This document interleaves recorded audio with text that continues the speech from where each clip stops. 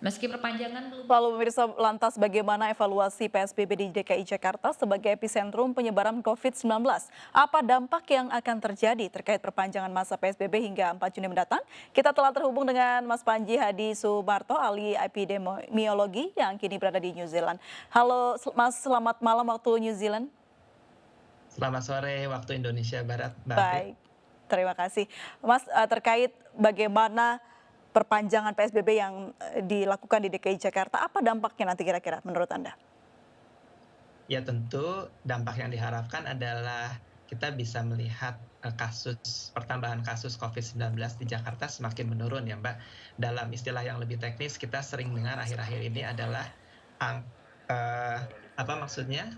Angka reproduksi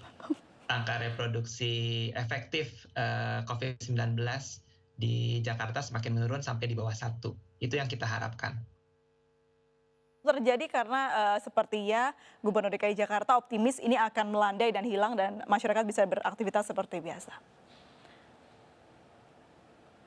Ya, moga-moga bisa begitu. Tentu nanti kita harus melihat dalam pelaksanaannya ya. Ini kan masa-masa yang menurut saya sangat kritis karena menjelang Idul Fitri kita sudah lihat kemarin orang sudah mulai keluar Ya. untuk berbelanja, mempersiapkan Lebaran.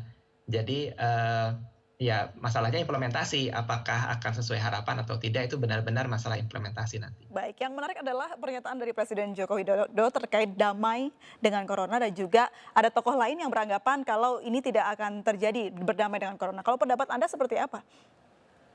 Nah ini yang harus didefinisikan. Pak Presiden menyatakan damai, apa itu maksudnya damai? Tentu kalau damai dalam arti seperti orang berperang mau berdamai, ya sulit juga ya, coronanya tidak bisa diajak berbicara begitu. Tetapi kalau kita coba berprasangka baik, maksudnya kan menata kehidupan normal yang baru sedemikian rupa sehingga kita bisa beraktivitas yang lebih normal tanpa meningkatkan risiko kita tertular. Baik, baik. Adanya perbedaan pendapat di kalangan tokoh besar di pemerintahan. Apakah ini akan berpengaruh dengan pemilihan kebijakan ke depan dan dampaknya ke masyarakat? Iya, yang pasti perbedaan pendapat ini akan menimbulkan kebingungan di masyarakat, sehingga akan menyulitkan dalam implementasi. Jadi saya sangat berharap pemerintah pusat khususnya memperbaiki pola komunikasi kebijakan ke publiknya. Baik, Mas Panji, kira-kira apa sih yang akan terjadi kalau PSBB ini masih akan diperpanjang hingga 4 Juni nanti dan bahkan diperpanjang lagi? Ya, ini masalahnya adalah masyarakat tuh kuat nggak untuk ber-PSBB berlama-lama ya. Karena pasti akan ada fatigue, ada kelelahan berada di dalam kondisi sosial yang sangat terbatas. Jadi memang menurut saya kalau sudah memutuskan untuk memperpanjang sampai tanggal 4 Juni, sebaiknya kita pastikan ini sangat efektif. Baik, Jadi penegakannya harus sangat efektif, Mbak. penegakannya harus efektif. Berarti harus ada penindakan tegas tidak? Misalnya sanksi begitu?